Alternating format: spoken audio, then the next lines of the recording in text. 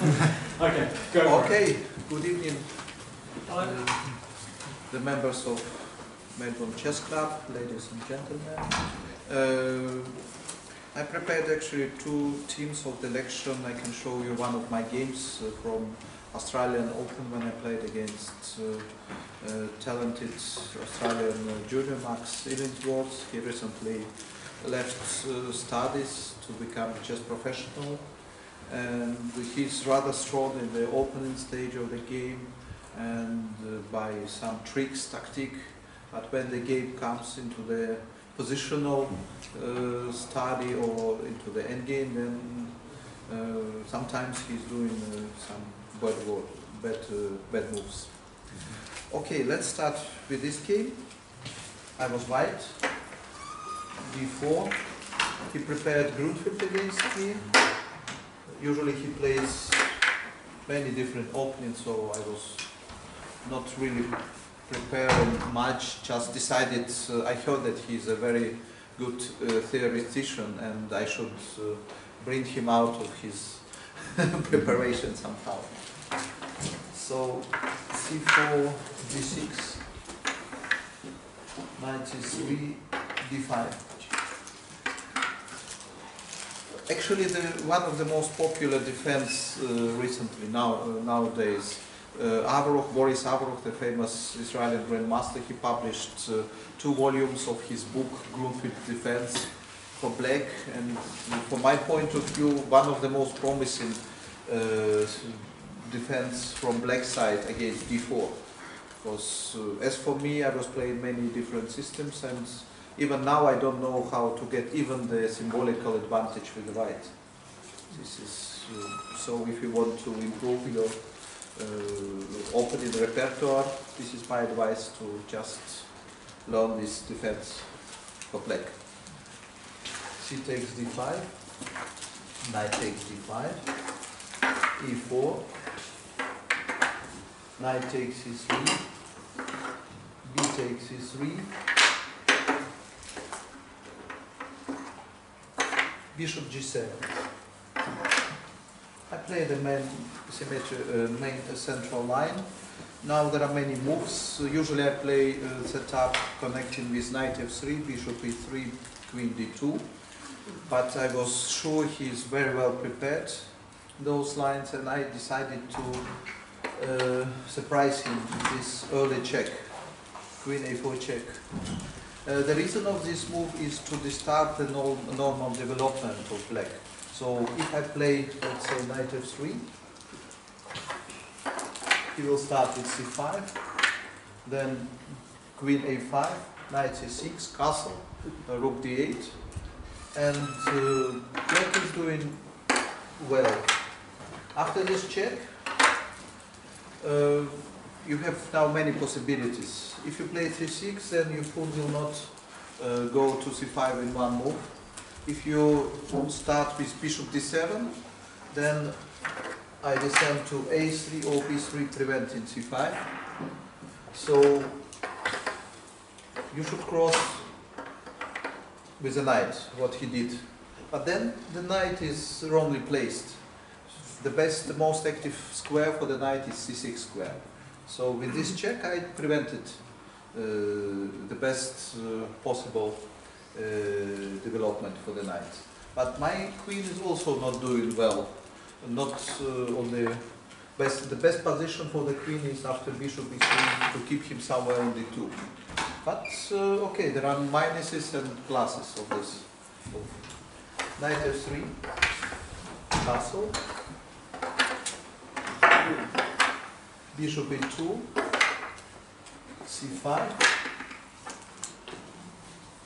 and now I castled. This is very modern line.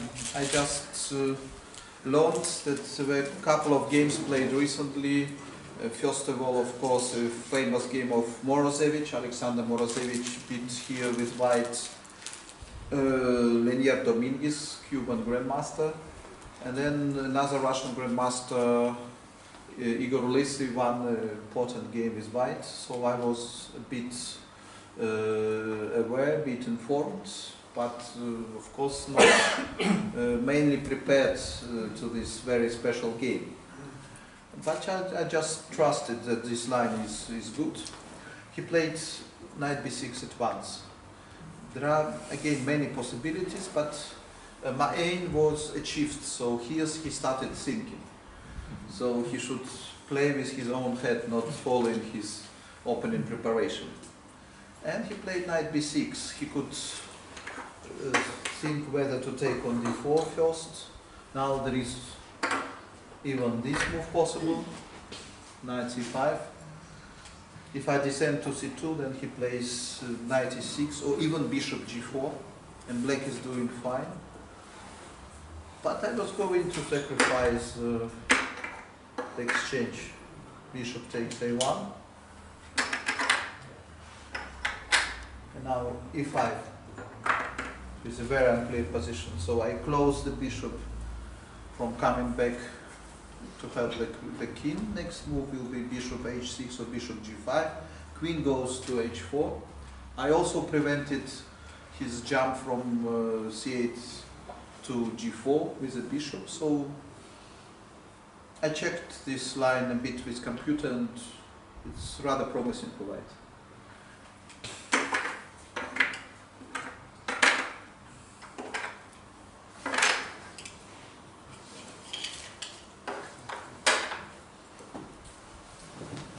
Instead, he played knight b6, queen a3, take, and now... What about the c pawns? Are they still there?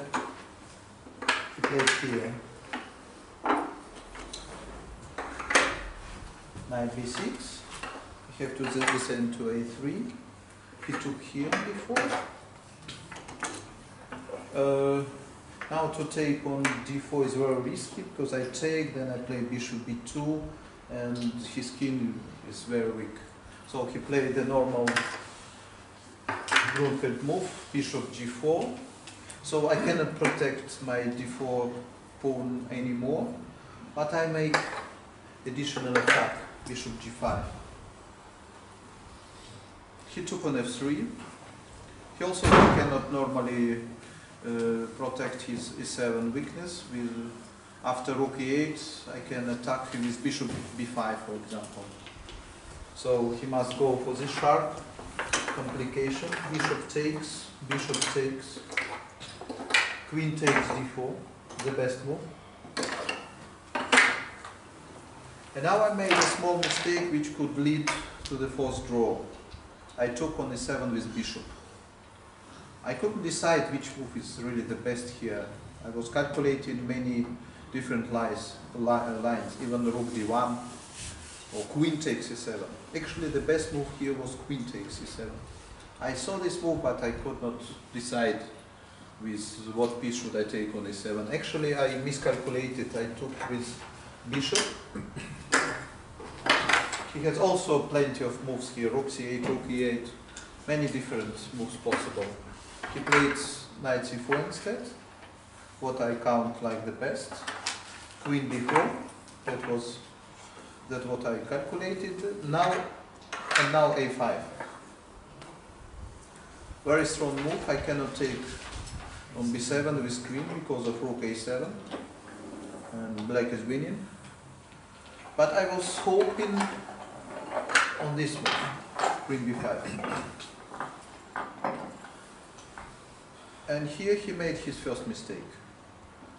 Just playing queen b4, a5, before fulfilling the move queen b5, I saw that he can just simply descend with the rook on e8. I thought this move is not possible because of this. But he can simply play queen e5. Ah no, sorry, not rook d1, I'm sorry. Bishop c5, of course. That was my hope, that I could win the knight on c4. But unfortunately there is a move queen e5. And if I take, just rook c8.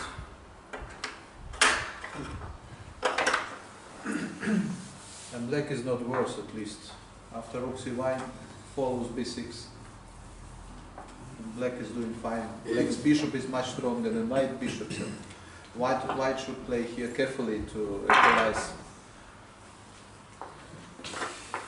But luckily for me, he did not see this line.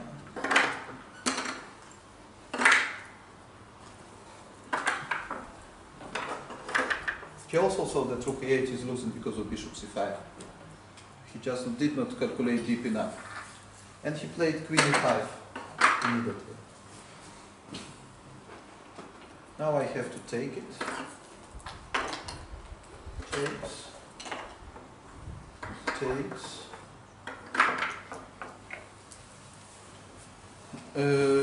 His hope was to make a draw after bishop takes f8. I thought this move is very strong, but unfortunately it doesn't bring white anything. If I would have taken on f8, he would take, he would take on f3 with check. G takes f3. Now bishop takes a1.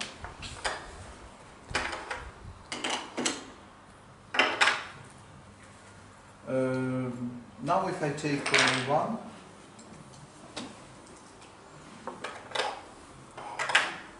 then he simply takes, let's say, with king or with rook, doesn't matter. And if I play rook b1, there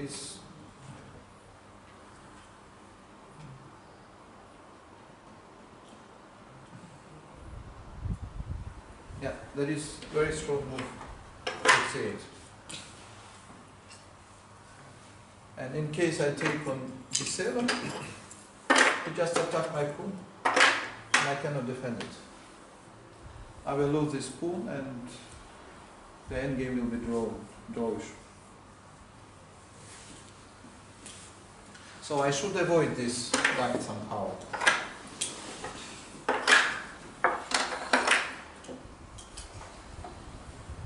That's why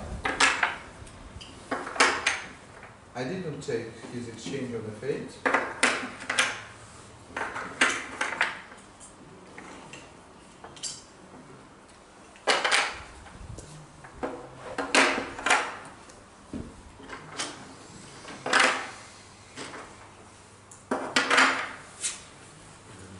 Bishop on a7. This is queen, yes? I thought this is a bishop. Looks very similar. That's strange. Yeah. Okay. So I defended from his threat taken on f3 and bishop takes a1. But now he can protect also b7. Rook b8. Rook b8. And I thought I'm doing well. I stayed better, but it's not easy to use the weakness of b7 pawn. So after bishop d6, he will attack me rook d8. I can maybe win a pawn, but with different color bishops, I have no chances to win the game. That's why I have to keep two bishops, or to force him to take on f3. Then I'm much better, because my king will get g2 square, my rook will come to b5. But it's not that easy. I played rook b6. There was also rook b5 possible. It's hard to say which move is better. I played rook b6.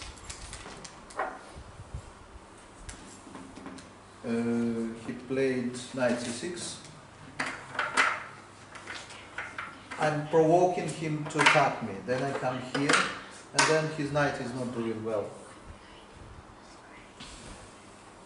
But he played correctly, knight c6. I descended to g5, and he played rook a6. Instead of bishop d5, was it possible to d6? It was, but then comes rook e8, and I didn't achieve anything. Okay. I was considering the move bishop c5 as well, but then, because some jump back to e5, let's say, threatening 97.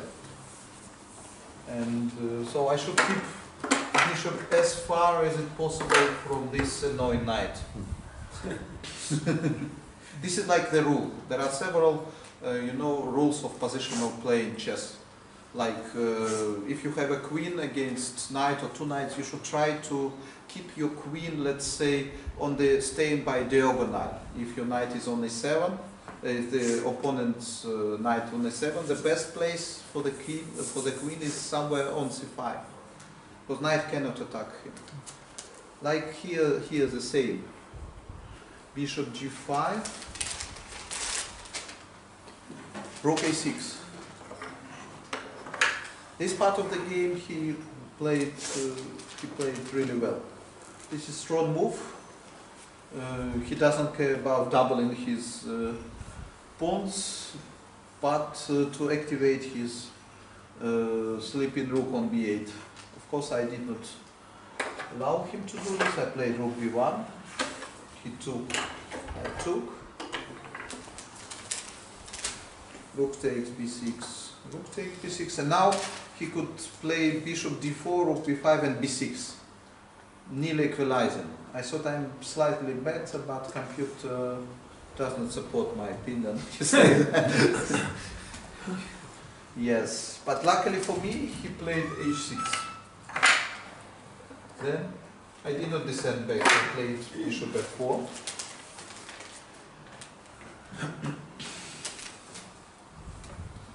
So my idea is after bishop e5, then I take on h6. And if he plays knight e5, then I can disturb him with rook b5. But he sacrificed the pawn, rook c8.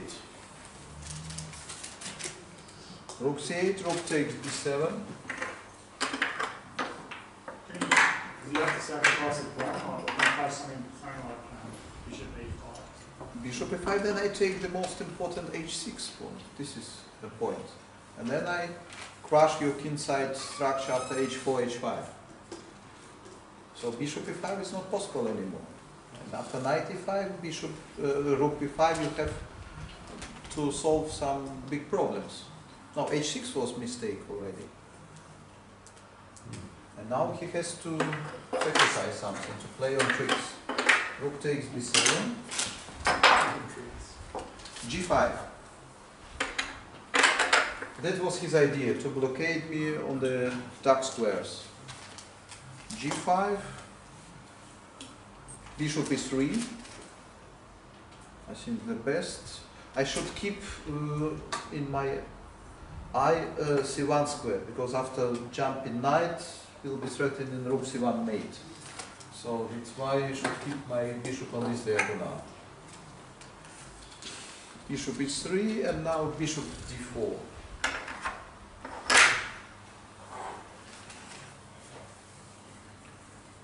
And now I made a blunder. Very bad move. I should attack the rook with bishop g4. I cannot take on d4 normal way, because he takes, then threatening mate. Next move he will take on f3 and rook c2, and will be draw. But I should keep pressure after bishop g4. It was my first idea, but then I decided, I calculated the complicated line, played bishop h5, and just blunder knight e5 now. Immediately. Knight e5 is a very strong move. I was calculating like this line. Now I check, king f8, and now this move is losing because of knight d8, but I have an intermediate move, bishop e6, which wins. Because after rook e8, I have rook f7 check. Otherwise, I just take a pawn without, take your bishop, and I have 2 pawns more in the endgame. So bishop e6 wins. But unfortunately for me, he doesn't have to go for this long line. He just plays this. and he cannot take the bishop because of mate in 2. And I understood that now I have to complicate matter somehow, because if he takes on e3, play king g7, rook c5, he's not worse. He's simply not worse, because knight is dominating my bishop on h5, is making, is attacking f7, but he will have even some winning chances if he wins a2 pawn. That's why I played very sharp. I played this move now. h2, h4. He took on e3, f take e3, and he played g4. So my idea, I made just h2 square free for my king, and after taking on h4, I can attack his knight and try to grab a5 pawn. But he played g4, threatening g3. There is a trick in this move. After rook b5, he will play g3 anyway. So I have to stop it. King h2.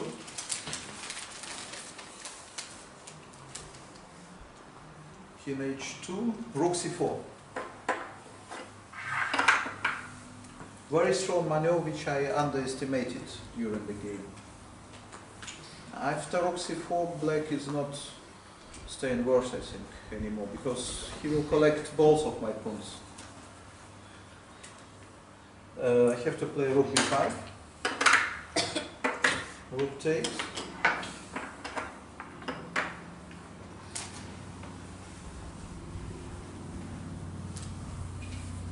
Rook takes. And now, luckily for me, if he takes on e3, I can play this move.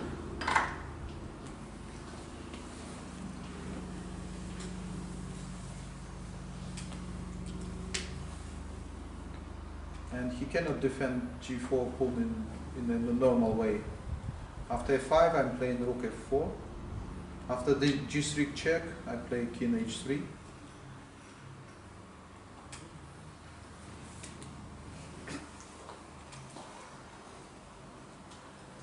Maybe you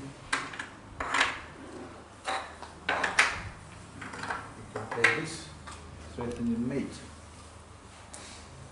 But then king g4, that I saw.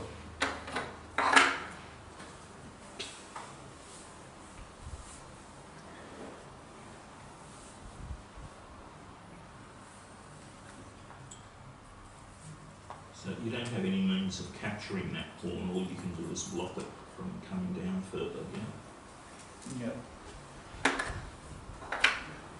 Yeah, the position is very concrete. If he can punish me organizing some mate threads, then it will be better.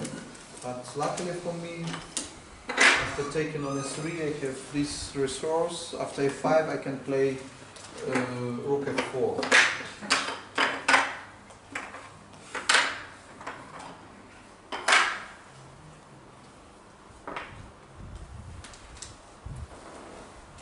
And let's say if he plays this, I take.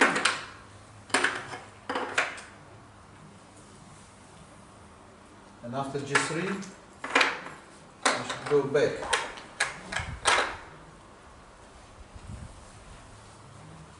And he cannot mate me after check rook f1.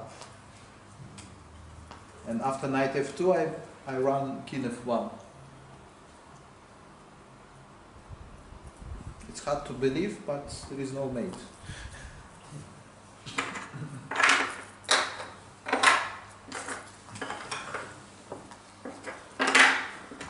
But maybe he should take a risk and take somewhere this pawn, because in the future this pawn decided the game. Because he took it in a very wrong moment. So he played king g7 first, hoping for rook a3, but of course I played This strong move, king g3. I activated my king. Now he cannot take because of king f4. So king g7, king g3, king f6, a4.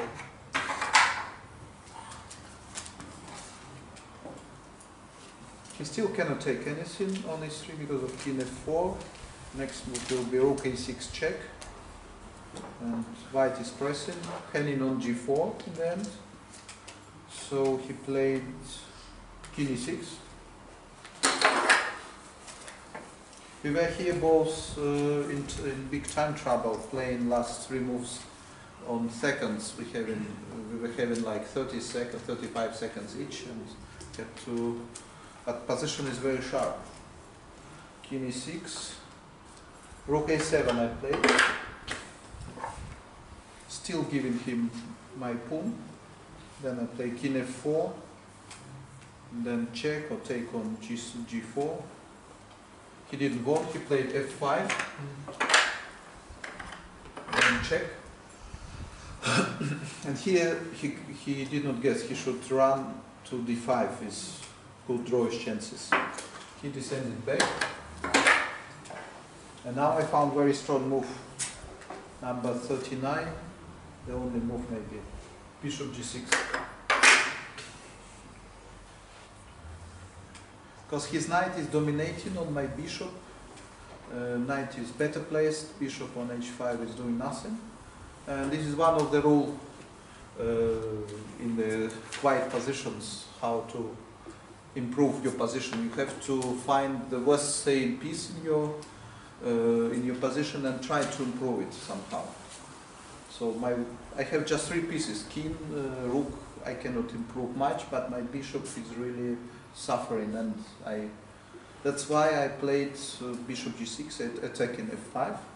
He has to take king. If he takes on e3, comes king f4, and after check, king takes f5. So he has to take it. I took.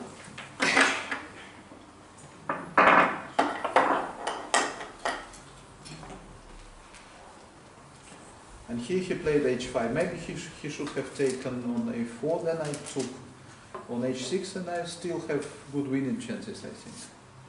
But he played this, and now I used my ace, a pawn. I played a5. He cannot take on e3 because I played king f4, and if he tries to attack me, then just I push forward, play this. You can take on g2, because of what? a7, rook a2, Rook g8. rook g8 wins, yes. It's a well-known trick.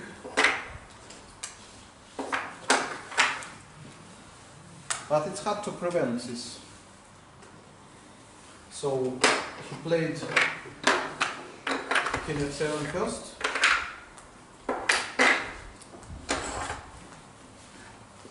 I kept holding the 6th rank, rook h6.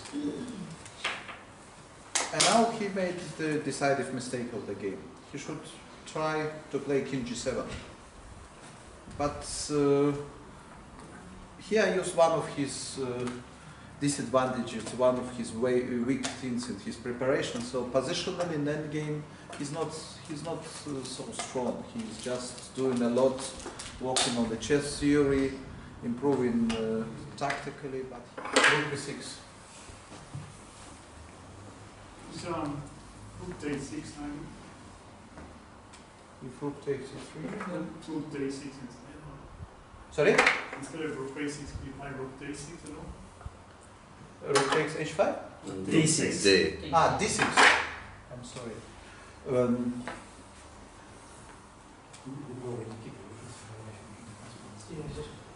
There is not such a big difference. Just rook is better placed on b6 than So on you maybe d6. rook d4 or something. You know, my idea is after rook b6, if you take me, then I run to f4. Yes, and I go to g5. And if the rook will be placed here, then after king g5, he will go here. And next move, he will attack your rook. That's why it's better to place rook as far as it's possible from the king. This is just a rule. That's why I Does he have to take on e3? it doesn't, but I'm threatening a6. So can't he just play? Why can't he just play rook a4?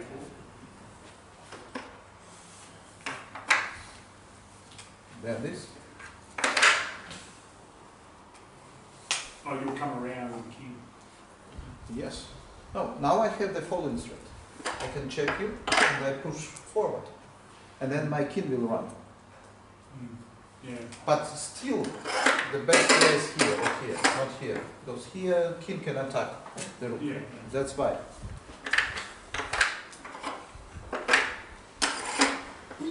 Rook b6, and the main line is like this one.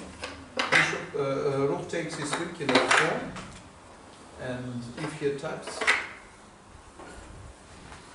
now I just play g3.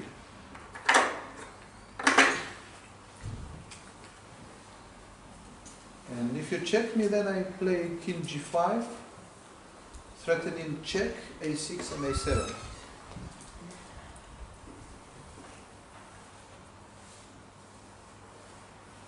And white is probably winning. With some difficulties, but winning.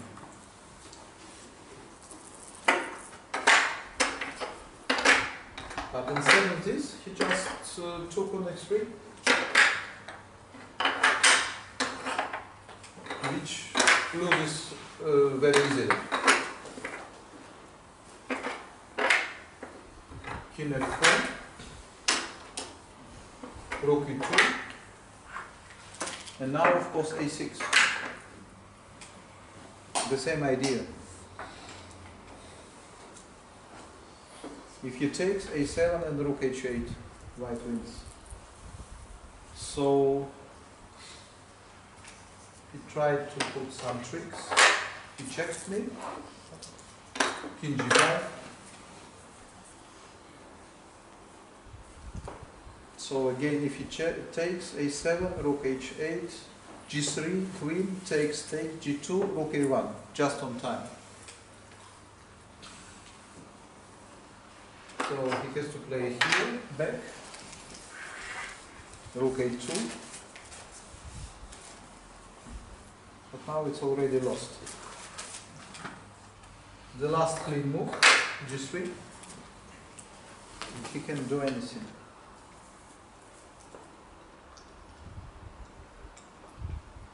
After king g7 I play rook b6, so I didn't want to take here to give him some tricks like this, or then king g7, because after this move, king g7, then my king is very well placed. I can just play rook b6, threatening and check and a7. So after g3, he tried to continue. F4 might be interesting. Sorry? F4, chart. F4 doesn't help because just check and take with the rook. Oh, yeah. And then I take on h5 and g4. You will lose both of these. It's a chart. Yes. Tough position. You play this and then check. And rook f6 check. King g7, rook takes. You play this, just I took. You cannot take my pawn because of rook a5. The rook stands behind the pawn and then a7, a8. So he should take, and then I won this easily. Do you know the method to win this position with G and H? No. Keep the white king on the H file. That's why you're here. Okay, then I show you. Okay, he didn't resign, as I said in my interview, so in Australia it's not that usual to... in Europe, nearly everybody would resign here, but in Australia you should play nearly till the very end. Yeah, we're real chess players in Australia. No, but you should just settle the additional difficulties. I find it very correct this way. You're taking the energy of foreigners and Helping fellow Australians. yeah. So, Max didn't resign here either. He played.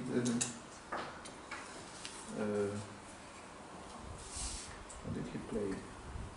Okay, he played King H6. I checked him. King G6.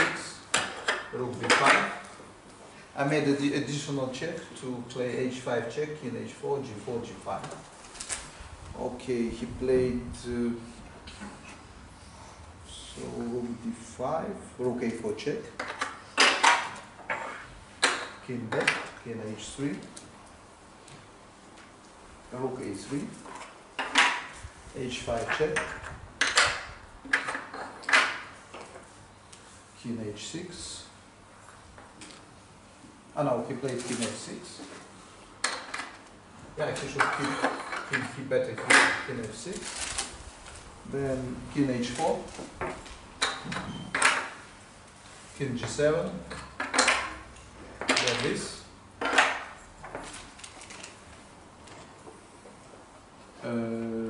Yes, King H6, G4, and he made his last blunder. He played Rook A5, and I checked him, and he resigned. He should still defend, keep defending with the help of Rook A4. Then I should check him with the Rook. King H7, H6. Now the best is to play Rook A5, G5,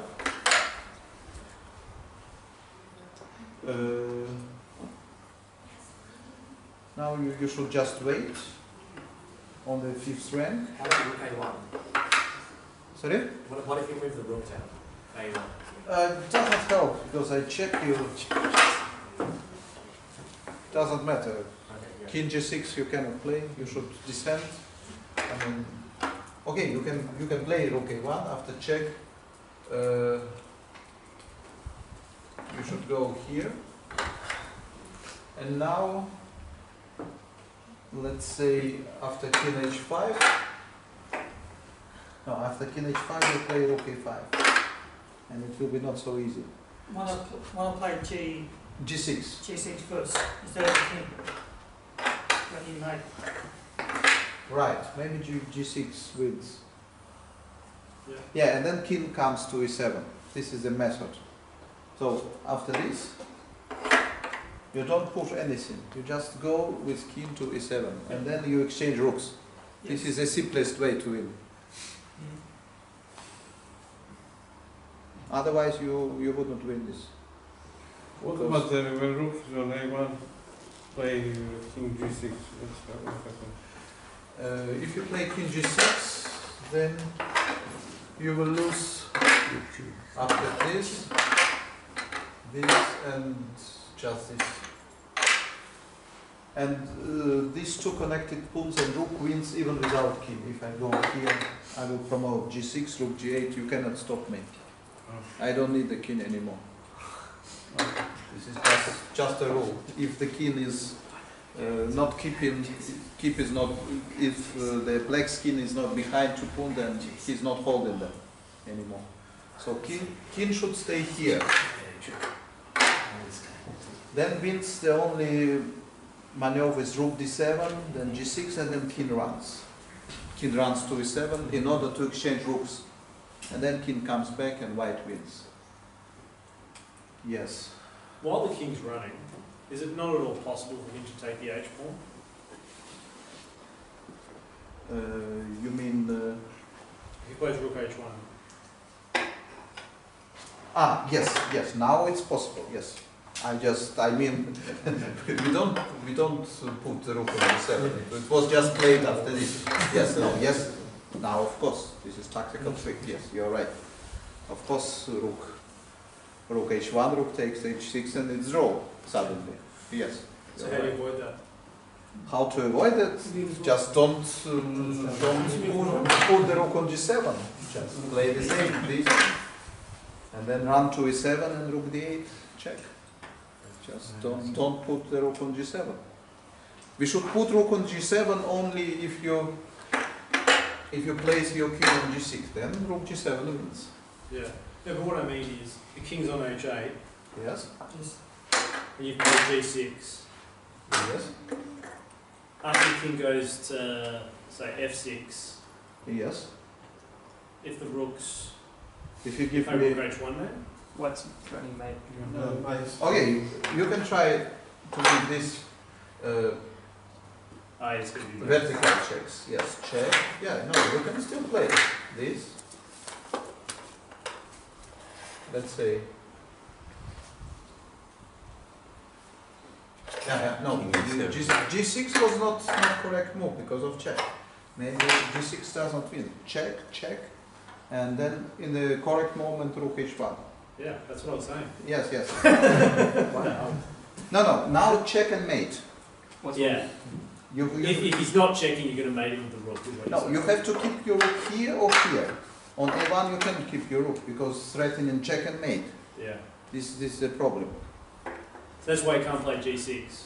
Because the king keeps getting checked. That's why you got to move Still on. works. He's threatening with the h. Because he checks, he just moved the king away towards the rook. When he gets to the f file, instead of he just moved the king towards the check. You mean if you start checking right now? Yeah, No, but let I mean king with G6. I mean with g6. With So he's suggesting white can play Then g6. he's got king e6. No power. And Yeah, after it's this, just, he just moved the king over. Yeah, but you run the king to F4. Now you can go to D. just D- back. D- Yeah, right. King a4, Oh, yeah, Right. D- threatening mate. Yeah, then king f3. things Correct. like that, yeah. You have to come here and then I come back. Correct. Yes. G6 also wins. Yes. Mate in 2 is better though. That's it. Yeah, maybe, of course, yeah, saving a lot of some time, yeah, energy, yes, be already at home among your family instead of playing another hour.